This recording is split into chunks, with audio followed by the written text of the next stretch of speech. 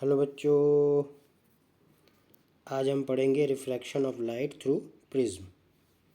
Okay, इससे पहले हम स्लैब के बारे में, ग्लास स्लैब के बारे में पढ़े थे कि उसमें रिफ्रैक्शन कैसे होता है। आज हम पढ़ेंगे refraction of light through a prism. अब ये प्रिज्म क्या होता है, ये देखिए। प्रिज्म ऐसा होता है, ये कांच का इस तरह से बना हुआ होता है। ये वाला फेस ट्रायंगल होता है और ये वाला फेस रेक्टेंगल होता है। ये वाला फेस भी रेक्टेंगल होता है और नीचे वाला जो एकदम नीचे वाला फेस है वो भी रेक्टेंगल होता है। कांच का ऐसा बना हुआ जो है वो प्रिज्म कहलाता है। ठीक है।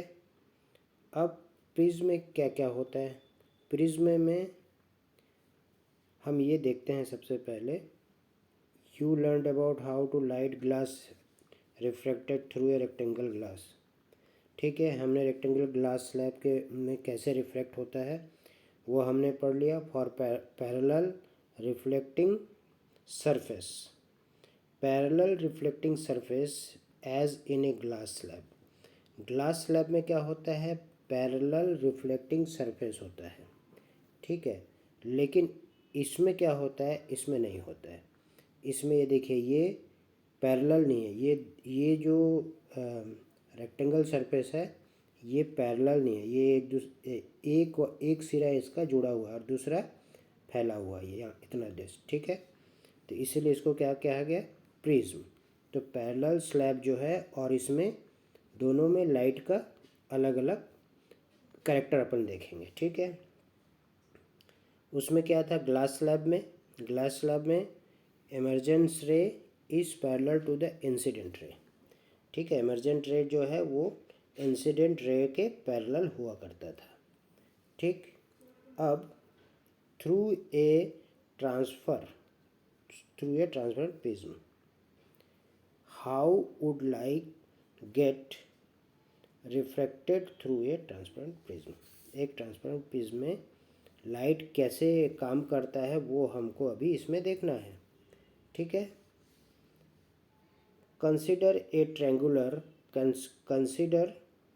Consider a triangular glass prism. ठीक है, triangular glass prism. Triangular glass prism किसको कहते हैं, इसको कहते हैं। ठीक है, यही ट्रायंगुलर ग्लास प्रिज्म है। ठीक है, इसका बेस जो है ये क्या है, ट्रायंगुलर है। ठीक है, ये एक हिस्सा इसका क्या है, ट्रायंगुलर है, इसलिए इसको क्या कहते हैं, ट्रायंगुलर ग्लास प्रिज्म। ठीक है, तो इसी तरह triangular glass prism, it has two rectangular bases and 3 rectangular lateral surface. ठीक है, 2 रेक्टेंगुलर क्या है इसके पास, रेक्टेंगुलर बेसिस है एंड 3। ठीक है, इसको हम पहले ये देख लेते हैं। It has two triangular base and 3 rectangular lateral surface. 2 triangular base and 3 rectangular surface, मतलब ये देखिए, ये जो है ये 2 ट्रायंगुलर बेस है और इसके जस्ट ऑपोजिट उधर भी ट्रायंगुलर बेस है। ठीक है, इसके ऑपोजिट। और जो बाकी सब है वो रेक्टेंगुलर है। कैसे, ये देखिए, ये रेक्टेंगुलर सरफेस है, इधर वाला भी रेक्टेंगुलर सरफेस है और ये नीचे वाला भी, जो नीचे वाला हिस्सा है वो भी ऐसे ही रेक्टेंगुलर सरफेस है। ठीक है, इस तरह से हमको ये प्रिज्म, इसमें हम लाइट को डाल के देखेंगे। ठीक है, उसके बाद क्या बोलते हैं, these surfaces are inclining to each other. ये सारे सरफेस एक दूसरे से इंक्लाइंड है। ठीक है, the angle between its 2 lateral face is called the angle of the prism. ठीक है, जो भी इसमें एंगल है उसको क्या कहते हैं, जो भी ये एक दूसरे पे झुका हुआ है, तो इसका मतलब the surface are inclined to each other, the angle between 2 lateral surface, 2 surface के बीच का angle is called the angle of prism. उसको क्या कहते हैं, एंगल ऑफ प्रिज्म कहते हैं। किसको, अब उसको हम देखते हैं। ये देखिए, ये जो एंगल है ये एंगल हो गया, इसको क्या कहते हैं हम, एंगल ऑफ प्रिज्म। ठीक है, ये दोनों सरफेस एक दूसरे पे झुका हुआ है और इसके बीच के एंगल को हम क्या कहते हैं, एंगल ऑफ प्रिज्म। उसी को इसमें बताया गया। ठीक है, इसके बाद क्या बोल रहा है, later called a prism, let us now do any activity study reflecting light through triangle glass prism. ठीक है, प्रिज्म से लाइट कैसे जाता है इसको हम लोग पढ़ेंगे। ठीक, ये देखिए यहाँ पर ऐसे जैसे ये जो सरफेस, ये जो लाइट है, ये प्रिज्म के एक सरफेस पे डाला गया बाएं तरफ से। ठीक है, लेफ्ट हैंड साइड से ये डाला गया, तो प्रिज्म के अंदर ये जो लाइट है, ये रे है, ये बेस के बिल्कुल पैरेलल हो जाती है। ठीक है, ये लाइट को अगर हम प्रिज्म के किसी सरफेस एरिया पे, ठीक है, अगर हम उसको एक इंसिडेंट रे डालते, इसको इंसिडेंट रे बोलेंगे, तो ये रे प्रिज्म के अंदर से बेस के पैरेलल होके गुजरती है और उसके बाद जैसे ही बाहर निकलती है तो फिर ये नॉर्मल से दूर चली जाती है। अब इसमें नॉर्मल कहाँ है, ये हम कैसे जानेंगे, तो किसी भी सरफेस का, कोई भी सरफेस हो गया, उस सरफेस के पैरेलल हम अगर एक लाइन ले, उस सरफेस के परपेंडिकुलर, जैसे यहाँ ये सरफेस है और इसके परपेंडिकुलर एक लाइन हम लेंगे तो ये इसका नॉर्मल है। ठीक, वैसे ये एक सरफेस है, इसके परपेंडिकुलर हम एक लाइन लेंगे तो ये क्या हो गया, इसका नॉर्मल। तो देखिए ये यहाँ से लाइट आया, रे आया, बेस के पैरेलल गुजरा और उसके बाद ये देखिए नॉर्मल से दूर भाग रहा है, ये नॉर्मल है, नॉर्मल से दूर भाग रहा है। लेकिन जब ये रे, ठीक है, जब ये रे इंसिडेंट हो रहा है, ठीक है, जब ये रे इंसिडेंट हुआ तो ये रे देखिए इंसिडेंट होने के बाद क्या हुआ, ये हम नॉर्मल लिए तो ये देखिए ये जो अंदर से गुजर रहा है ये नॉर्मल की ओर बैंड हुआ। ये किधर बैंड हुआ, ये नॉर्मल की तरफ बैंड हुआ। ठीक है, क्योंकि नॉर्मल ये है हमारा, ये हमारा नॉर्मल है, ये देखिए ये हमारा नॉर्मल है। ठीक, ये नॉर्मल की तरफ, जबकि ये लाइट चले जाना चाहिए सीधा, लेकिन ये क्या हुआ, नॉर्मल की तरफ बैंड हुआ। ये नॉर्मल है, नॉर्मल की तरफ बैंड हुआ। ठीक, इस यहाँ भी एक नॉर्मल होगा जो इस सरफेस के परपेंडिकुलर होगा। ये देखिए ये लाइट आके फिर नॉर्मल से दूर भाग रहा है। ठीक है, नॉर्मल से दूर भाग रहा है, ये है प्रिज्म। क्योंकि कांच का जो रिफ्रैक्टिव इंडेक्स है वो हवा से क्या है, ज़्यादा है। कांच का जो रिफ्रैक्टिव इंडेक्स है वो हवा से ज़्यादा है, इसीलिए कांच में क्या होता है, कांच में रे जो है वो क्या होता है, वो नॉर्मल के तरफ मुड़ जाता है। ठीक है, लेकिन कांच के बाहर फिर जैसे हवा में जाता है तो वो नॉर्मल से दूर हो जाता है।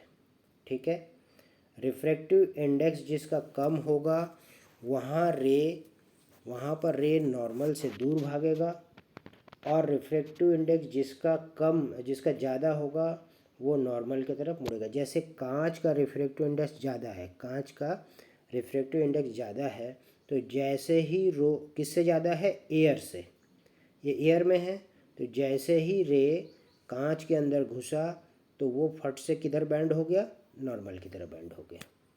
ठीक है, क्योंकि एयर का रिफ्रैक्टिव इंडेक्स कांच से कम है, तो कांच में ज़्यादा है, मतलब कांच में डेंसिटी ज़्यादा है, तो वो फट से नॉर्मल की तरफ मुड़ जाता है। ठीक है, फिर जैसे कांच से बाहर आता है तो वो नॉर्मल से, देखो नॉर्मल से बाहर चला जाता है, नॉर्मल से दूर चला जाता है। ठीक है, जबकि ये सीधा है तो सीधा जाना चाहिए, लेकिन ये क्या होता है, नॉर्मल से दूर चला जाता है। ठीक है, तो ऐसा करके ये नॉर्मल से जैसे ही दूर जाता है तो वो इसका मतलब वो एयर में चला गया। कांच में उसका रिफ्रैक्टिव इंडेक्स ज़्यादा था इसलिए वो नॉर्मल की तरफ बैंड हो गया, जैसी हवा में गया वैसी वो नॉर्मल से दूर चला गया। ठीक है, ये इसमें हमको देखना है। ठीक, अब इसके बाद क्या आगे हम क्या देखेंगे, ये देखिए एक्टिविटीज़, ठीक है, इसमें दिया है, ये देखिए इसमें वही चीज़ बताया गया है। जब ये आ रहा रे, ये रे आया, यहाँ पर भी वही दिखाया गया है। ये देखिए ये रे आया, ये एक्चुअली ये सरफेस के ऊपर है रे, ये इस लाइन के ऊपर नहीं है, ये इधर, ये देखिए यहाँ पर ये सरफेस के ऊपर है, ठीक है। इधर वाला जो रेक्टेंगुलर सरफेस है उसके ऊपर ये रे है, ठीक है, उसके ऊपर ये रे डाला गया है। जैसे ही वो डाला गया है वैसे ही ये रे जो है हवा से ग्लास में गया, ग्लास से फिर हवा में निकला। तो हवा से जैसे ग्लास में गया तो ग्लास का रिफ्रैक्टिव इंडेक्स क्या है, ज़्यादा है, इसीलिए रे जो है वो नॉर्मल की तरफ मुड़ गया। नॉर्मल कौन सा है, ये नॉर्मल की तरफ मुड़ गया। फिर ग्लास से जैसे ही हवा में निकला तो ये देखो ये नॉर्मल से दूर चला गया, ये नॉर्मल है, इससे रे दूर बेंड हो गया, ठीक है। इस तरह से इसमें रे काम करता है, किसमें, प्रिज्म में, ठीक है। इसके बाद हम इसमें देखेंगे कौन सा क्या एंगल है, ठीक है। अब इसमें देखिए, इसमें देखते हैं, अगर ये नॉर्मल हम परपेंडिकुलर, ये जो सरफेस है इस सरफेस के परपेंडिकुलर हम एक लाइन लेते हैं, तो ये जो इंसिडेंस रे है ये, ठीक है, इसके और नॉर्मल के बीच के एंगल को क्या कहते हैं, इंसिडेंस एंगल, ठीक है। और ये जो अंदर में ये रिफ्रैक्शन के बाद नॉर्मल से जो एंगल बना है वो क्या कहलाएगा, रिफ्रैक्टिव एंगल। इसके बाद अब जैसे ही बाहर निकल रहा फिर इस सरफेस के में एक परपेंडिकुलर हम लाइन लेंगे, ठीक है, इस सरफेस में एक परपेंडिकुलर हम लाइन लेंगे ऐसा। तो ये देखिए इस पॉइंट से जैसी दूर गया तो ये जो एंगल है इस एंगल को हम क्या कहते हैं, इमर्जेंट एंगल। ये इंसिडेंट एंगल, ये हो गया रिफ्रैक्टिव एंगल और ये हो गया इमर्जेंट एंगल, ठीक है। और ये इसको हम इंसिडेंट रे, इसको हम इमर्जेंट रे और इसको हम रिफ्रैक्टिव रे कहते हैं, ठीक है। यहाँ भी हम समझ सकते हैं, यहाँ पर ये हो गया आपका इंसिडेंट रे, ये हो गया रिफ्रैक्शन रे या रिफ्रैक्टिव रे, और ये हो गया इमर्जेंट रे, ठीक है। यहाँ पर ये नॉर्मल के साथ एंगल को इंसिडेंट एंगल, और इसी नॉर्मल के साथ ये जो अंदर रिफ्रैक्शन के बाद जो एंगल बना नॉर्मल के साथ वो रिफ्रैक्शन एंगल ऑफ रिफ्रैक्शन। और जैसे ये बाहर निकला तो इधर जो नॉर्मल है उसके साथ जो एंगल बनाया उसको इमर्जेंस एंगल कहते हैं, एंगल ऑफ इमर्जेंस। बस इतना, ये सब याद रखना है, बनाते समय इसको याद रखना है, ठीक है। प्रिज्म में हम ये सब अच्छे से आप समझ चुके हैं, ठीक। अब आगे देखते हैं, आगे प्रिज्म के बारे में और क्या दिया है, ठीक है। ये हो गया आपका, इसके बाद यहाँ पर यही सब लिखा हुआ है कि क्या कौन सा है। हेयर पी, यहाँ पर पी इज़ द इंसिडेंट रे, ई एफ इज़ रिफ्रैक्टेड रे, एफ एस इज़ इमरजेंसी रे, वही चीज़ जो मैं आपको बताया, ठीक है। इसमें ज़्यादा हमको कुछ समझने के लिए नहीं है। You may note that ray of light is entering from air to glass, ठीक है, at first surface A B, ठीक है। The light ray on refraction has bend towards the normal, refraction के बाद क्या हुआ, नॉर्मल की तरफ मुड़ गया। ये मैं आपको समझाया अभी। क्यों मुड़ा, क्योंकि वो एयर से ग्लास में जा रहा है, ठीक है, ग्लास का रिफ्रैक्टिव इंडेक्स ज़्यादा है इसलिए वो नॉर्मल की तरफ बेंड हुआ, bend to the normal. At the second surface A C the light ray has entered from glass to air, ठीक है। एसी के थ्रू, एसी जो सरफेस है वहाँ से लाइट रे एंटर हुआ from glass to air, glass से air में गया, तो hence it has bent away, ये दूर चला गया फ्रॉम नॉर्मल से दूर चला गया, क्योंकि एयर का रिफ्रैक्टिव इंडेक्स कम होता है इसलिए वो नॉर्मल से दूर भाग जाता है। कम होना मतलब उसका डेंस कम होता है, इसलिए वो नॉर्मल से दूर भागता है। ठीक है, compare the angle of incident and the angle of refraction at each refracting surface of the prism. ठीक है, ये हम निकाल सकते हैं। Similar to bending the hour of occur in the glass slab. The peculiar shape of the prism make the emergence ray bent at an angle to the direction of the incident. This angle is called the angle of deviation। हाँ, ये वाला angle हमको जानना है। क्या बोल रहा है यहाँ, देखिए क्या बोल रहा है, the peculiar shape of the prism, ठीक है, makes the emergent ray, ठीक है, bent at an angle to the direction of the incident ray। ठीक है, the angle is called the angle of deviation। किसको बोलते हैं angle of deviation? Angle of deviation किसको बोलते हैं? ये देखिए, ये हो गया एंगल ऑफ डेविएशन। किसको बोलते हैं?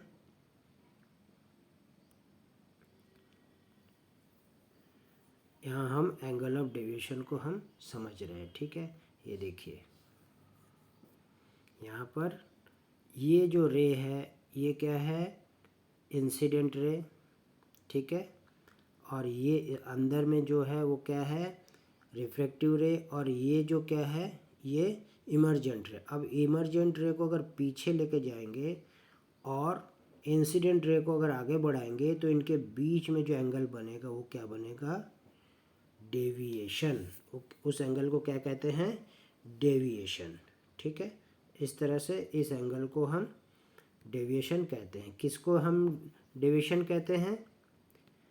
जो इंसिडेंट रे है उस रे को अगर हम जहाँ इंसिडेंट पॉइंट है वहाँ से अगर और आगे धीरे एडजस्ट करके बढ़ाते जाए, ठीक है, और इसके बाद जो रे इमर्जेंट रे होती है उस रे को भी अगर हम पीछे बढ़ाते जाए डैश डैश करके, तो उन दोनों के बीच में जो एंगल बनता है उसको क्या कहते हैं, डेविएशन एंगल।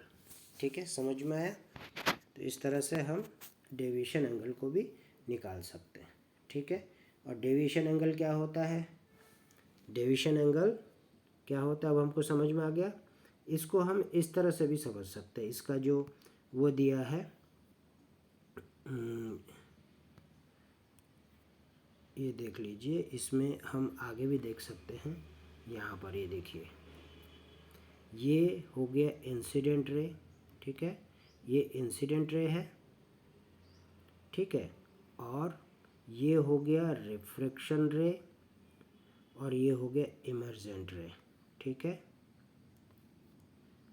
अब ये इंसिडेंट रे को अगर हम आगे बढ़ा रहे हैं, ठीक है, इसी तरह अगर इमर्जेंट रे को भी हम आगे बढ़ाते हैं तो इन ये जहाँ पर ये इंटरसेक्ट करते, एक दूसरे को इंटरसेक्ट करते हैं, उस पॉइंट में जो एंगल बनता है उसको क्या कहते हैं, डेविएशन एंगल।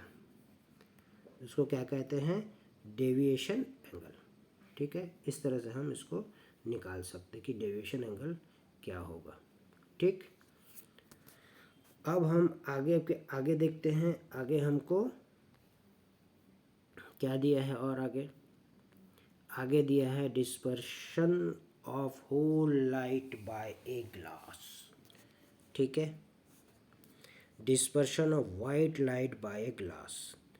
जब एक वाइट लाइट को ग्लास प्रिज्म पर डाला जाता है तो क्या होता है, dispersion of the white light by a glass prism. ठीक है, एक ग्लास प्रिज्म के द्वारा वाइट लाइट का, सफ़ेद रंग का जो लाइट होता है, रे है, उसको डिस्पर्शन में क्या करता है, कैसे अलग अलग करता है, कैसे बनाता है। ठीक है, क्या बनाता है, you must have seen and appreciated the spectacular color in a rainbow. How could the white light of sun gives the various color of the rainbow। ठीक है, कैसे रेनबो में क्योंकि सन से जो है कौन सा रे आता है, वाइट। ठीक है, उससे रेनबो कैसे बनता है या वो प्रिज्म पे पड़े तो कैसे होता है। Before we take up this question we shall take back refraction of light through prism. ठीक है, we shall first go back to refraction of light through prism. ठीक है, हम सबसे पहले वाइट लाइट को प्रिज्म में डाल के देखेंगे। The inclined refraction surface of a glass prism show exciting phenomena, एक अलग तरह का ही घटना हमको दिखाता है। ठीक है, अब वो हम देखते हैं कि कौन सा घटना है, कैसे दिखाता है। ये देखिए, जब हम किसी वाइट लाइट को डालते हैं, ठीक है, जब हम किसी वाइट लाइट को डालते हैं कहीं तो वो क्या करता है, ये देखिए, ये अगर वाइट लाइट है, ये अगर वाइट लाइट है, ठीक है, तो वाइट लाइट क्या करता है, जब प्रिज्म के सरफेस पे पड़ता है, ये सरफेस एरिया, ठीक है, ये जो रेक्टेंगुलर सरफेस पे पड़ता है, तो प्रिज्म के अंदर वो इंसिडेंट होने के बाद रिफ्रैक्शन जब होता है तो वो क्या होता है, डिफ्रैक्शन होता है। क्या होता है, वो डिस्पर्शन होता है। क्या होता है उसका, डिस्पर्शन। ठीक है, कैसे डिस्पर्शन होता है, ये देखिए, वाइट जो है वो जाके कई तरह के रंगों में फैल जाता है, कई तरह के रंगों में अलग अलग हो जाता है। इसको क्या कहते हैं, डिस्पर्शन। इसको क्या कहते हैं, डिस्पर्शन। ठीक है, और ये इसको हम, इस पूरे को हम स्पेक्ट्रम भी बोलते हैं। इस पूरे को हम क्या कहते हैं, स्पेक्ट्रम। ठीक है, किसी वाइट लाइट को, किसी भी दूसरे कलर के लाइट में, सिर्फ वाइट लाइट को जब हम किसी प्रिज्म के रेक्टेंगुलर सरफेस पर डालते हैं तो जब वो ग्लास के अंदर एंटर करता है तो वो वाइट लाइट जिसके अंदर अलग अलग कलर, 7 कलर है, उस 7 कलरों को वो क्या करता है, डिस्पर्स कर देता है। ठीक है, 7 कलर में वो बट जाता है। ठीक, और कौन कौन सा कलर है इसमें, इसमें आप देख, इसको बोलते हैं, इसको टोटल हम विबग्योर बोलते हैं। क्यों, क्योंकि सबसे पहले सबसे नीचे वायलेट होता है, वायलेट होता है, उसके बाद इंडिगो, उसके बाद ब्लू, उसके बाद ग्रीन, उसके बाद ऑरेंज, उसके बाद येलो, उसके बाद ऑरेंज, उसके बाद रेड। रेड सबसे ऊपर में होता है। ठीक है, रेड जो है वो सबसे ऊपर में होता है। इस तरह से, क्यों सबसे ऊपर में होता है रेड, क्योंकि रेड, अभी हम उसको आगे पढ़ेंगे। ठीक है, तो ये है the acronym VIBGYOR will help you to remember the sequence of colour. अगर आप इस विबग्योर को याद रखोगे, ये विबग्योर लिखा है, V for violet, I for indigo, B for blue, G for green, Y for yellow, O for orange, R for red. और इसी सीक्वेंस में ये डिस्पर्स होता है, इसी सीक्वेंस में ये लाइट 7 कलर डिस्पर्स होता है। सबसे ऊपर रेड रहता है, सबसे नीचे वायलेट होता है। और हम नाम याद कैसे रखते हैं, विबग्योर, वी वायलेट से रेड तक। ठीक है, इसलिए हम विबग्योर, क्योंकि सबसे पहला सबसे ज़्यादा जो लाइट सबसे ज़्यादा बैंड होता है। ठीक है, सबसे ज़्यादा कौन सा कलर बैंड होता है, वायलेट। ठीक है, उसके बाद उसके बाद इंडिगो, उसके बाद ब्लू, उसके बाद ग्रीन, उसके बाद येलो, उसके बाद ऑरेंज, उसके बाद रेड। ठीक है, इस तरह से लाइट जो है वो क्या होता है, रिफ्रैक्ट होता है, रिफ्रैक्शन होता है लाइट का। हर एक कलर के लाइट का रिफ्रैक्शन होता है। जब हम किसी वाइट रे को किसी प्रिज्म पर डालते हैं, जब किसी वाइट रे को किसी प्रिज्म पर डालते हैं तो इस तरह से वो सातों कलर में डिस्पर्स हो जाता है। ठीक है, इस तरह से विबग्योर में वो क्या होता है, सातों कलर में बढ़ जाता है। ठीक है, और इस तरह से वो बाहर भी, प्रिज्म से बाहर भी, इमर्जेंट में भी, इमर्जेंट रे वो भी अलग अलग कलर में ही इसी कलर में वो बाहर निकलता है। ठीक है, इस तरह से क्या होता है, डिस्पर्स किसमें, प्रिज्म में। कब होता है, जब किसी वाइट लाइट को प्रिज्म में डालते हैं। अब सोर्स ऑफ वाइट लाइट जो है वो सन भी हो सकता है, सोर्स ऑफ वाइट लाइट जो है वो सन भी हो सकता है। ठीक है, या फिर किसी मानव निर्मित किसी यंत्र के द्वारा भी, किसी भी चीज़ के, जैसे टॉर्च हो, टॉर्च का वाइट लाइट हो, तो वाइट लाइट होना चाहिए बस, या तो सन या तो टॉर्च या किसी भी तरह का दूसरे कोई भी चीज़ जिससे वाइट लाइट हो। और वाइट लाइट होगा तभी ये 7 कलर में क्या होगा, डिस्पर्स होगा। ये वाइट कलर में 7 कलर होते हैं। कौन कौन सा, विबग्योर, वायलेट, इंडिगो, ठीक है, blue, green, yellow, orange, red सबसे ऊपर और वायलेट सबसे नीचे। ठीक है, इस तरह से, ऐसा नहीं कि विबग्योर बोल रहे तो पहला वी नहीं, पहला मतलब बेस के तरफ से पहला कौन है, ये जो प्रिज्म का बेस है इसके तरफ से पहला कौन है, इसके तरफ से पहला वायलेट है। ठीक है, इसलिए हम इसको विबग्योर बोलते हैं। ठीक है, ये याद रखने का तरीका है विबग्योर करके, विबग्योर बोलने से हमको याद हो जाएगा। ठीक है, इस तरह से प्रिज्म में ये हमको याद करना पड़ेगा पूरा कि कैसे होता है। वाइट लाइट हम उसमें डालते हैं सरफेस पे, तो फिर वो 7 कलर में चेंज होता है, ये इसमें से आपको याद करना पड़ेगा। ये हम समझाने के लिए बहुत अच्छे से आपको समझा दिए। ठीक है, लेकिन जब हम किसी प्रिज्म में वाइट लाइट डालते हैं, ठीक है, और वो सातों कलर में चेंज हो गया, अब वो जो निकला है, जो भी 7 कलर निकला, उसको जब ये जो प्रिज्म जिससे सातों कलर निकला है, ठीक ऐसे एक दूसरे प्रिज्म को उल्टा करके रख देने से वही लाइट फिर से उसके ऊपर जब इंसिडेंट होता है तो ये सातों कलर एक साथ होके फिर से वाइट कलर होके बाहर निकल जाता है। बस वही प्रिज्म वैसा ही एक सिमिलर प्रिज्म उल्टा करके रखने से उसके इस डिस्पर्शन में अगर अपन रख दे, जो डिस्पर्स हुआ है उसके सामने उल्टा करके रख दे सेम। ठीक है, ये जो प्रिज्म है, ठीक ऐसा ही एक सिमिलर प्रिज्म को, ये देखिए, ये इसका बेस नीचे है, इसका बेस ऊपर रहेगा। ठीक है, और इसका एंगल, प्रिज्म का एंगल नीचे रहेगा उल्टा। ठीक है, तो ये वाइट लाइट गई, ये डिस्पर्स हुई, और ये डिस्पर्स लाइट जैसे इसमें पड़ेगी फिर ये अंदर में रिफ्रैक्ट होके एक पॉइंट पे आ जाएगा और बाकी बाहर वाइट बन के निकल जाएगा।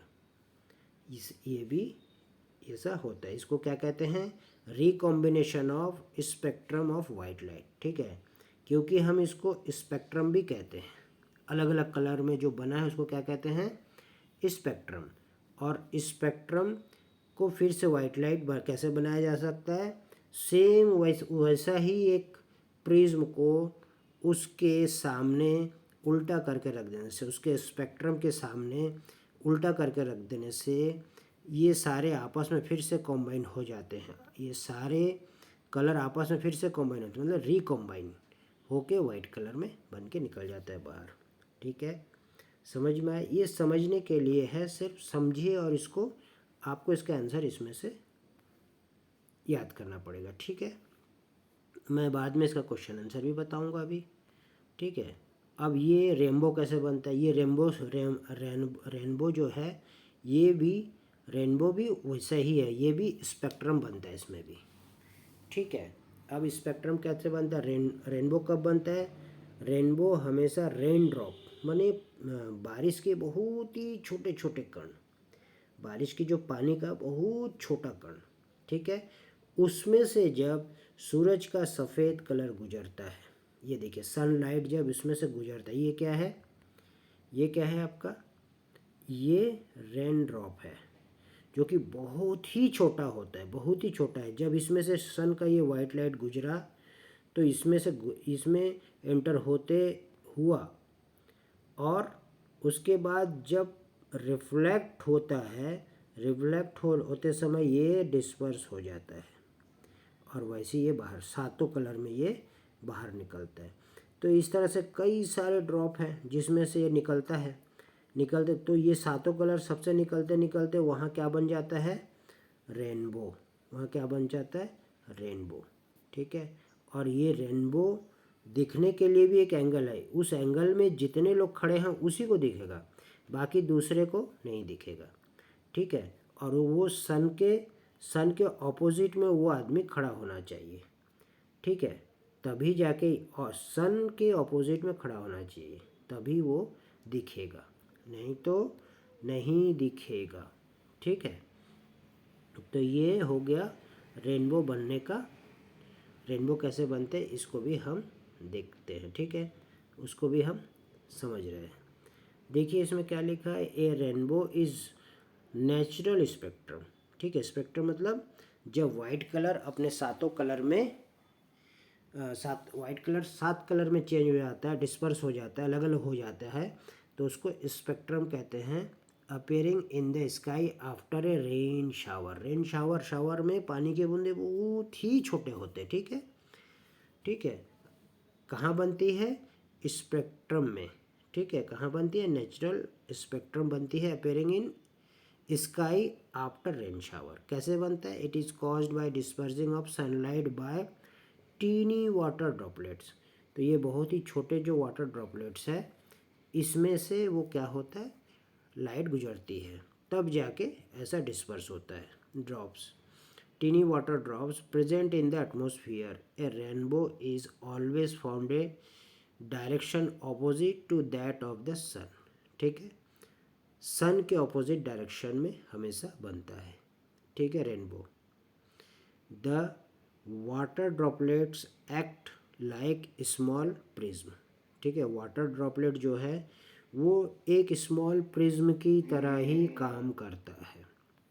जैसे प्रिज्म में वाइट लाइट जो है वो डिस्पर्स होकर कई कलर में बढ़ जाता है, वैसे ड्रॉपलेट्स भी सनलाइट को डिस्पर्स कर देता है और अलग अलग और सातों कलर में बढ़ जाता है, सातों कलर में आगे बढ़ जाता है, ठीक है। Finally refract is it again when it comes out the rain drop, ठीक है, वो फिर से रेन ड्रॉप में बनता है। Due to the dispersion of light and internal reflection different colour reach the observe eye, ठीक है, अलग अलग कलर आई को दिखता है, ठीक है। डिस्पर्शन के कारण ही वो कई कलर में वाइट लाइट चेंज होता है, कई कलर में क्या होता है, डिस्पर्स हो जाता है, फैल जाता है, कई कलरों में वो बढ़ जाता है, ठीक है। इस तरह से रेनबो हमको दिखता है। कैसे कैसे दिखता है, रेन के बहुत ही छोटे छोटे बूंद में, रेन के बहुत ही छोटे छोटे ड्रॉपलेट्स बोलते हैं इसको, रेन ड्रॉपलेट्स, इसमें जब सनलाइट वाइट कलर का आता है, वो जैसे ही इसके अंदर घुसा तो रिफ्रैक्शन हुआ, रिफ्रैक्शन के बाद फिर क्या होता है, वो डिस्पर्स होता है, इस तरह से अलग अलग कलर वो दे देता है, अलग अलग कलर में बढ़ जाता है। और यहीं पर ही कोई खड़ा है तो उसको क्या दिखता है, रेनबो दिखता है, सन उसके पीछे है, ठीक है। और यहाँ पर बहुत सारे क्या है, वाटर ड्रॉपलेट्स है, तो इसमें ये लाइट जा के क्या बनाता है, इसमें ये लाइट जा के क्या बनाता है, जैसे एक ड्रॉपलेट हुआ यहाँ से ये आया, ठीक, ये आया, ये रेनबो बना। यहाँ एक ड्रॉपलेट है तो सन रे आया, यहाँ भी एक ड्रॉप डिस्पर्स होके 7 कलर में चेंज हुआ। फिर यहाँ एक ड्रॉपलेट्स है, यहाँ भी सन रे आया और फिर उसके बाद डिस्पर्स होकर सातों कलर में बढ़ गया। तो ये सारे जो है, ये जो यहाँ खड़ा है उसको दिखता है, और उसको क्या क्या दिखता है, ये रेनबो जैसा कुछ, जो रेनबो जिसे बो जैसा है तो इसलिए उसको क्या कहते हैं, रेनबो। बो जैसा घुमा है इसलिए उसको क्या कहते हैं, रेनबो। और इस तरह से रेनबो दिखता है। ठीक है, आगे लिखा है एटमॉस्फेरिक रिफ्रैक्शन। अब ये एक 2-3 टॉपिक आता है इसके अंदर, इसको हम अगले टॉपिक में लेंगे, एटमॉस्फेरिक रिफ्रैक्शन। इसके कारण से बहुत सारे टॉपिक इसमें आते हैं जो फेनोमेना हमको रोज़ दिखते हैं, हमेशा दिखते हैं, उसके बारे में नेक्स्ट टॉपिक में हम पढ़ेंगे। ठीक है, आप लोगों को अगर पसंद आया मेरे वीडियो तो इसको सब्सक्राइब कीजिए प्लीज़, लाइक कीजिए, शेयर कीजिए, और आगे नोटिफिकेशन के लिए सब्सक्राइब ज़रूर कीजिए, ज़रूर कीजिए। Okay, thank you.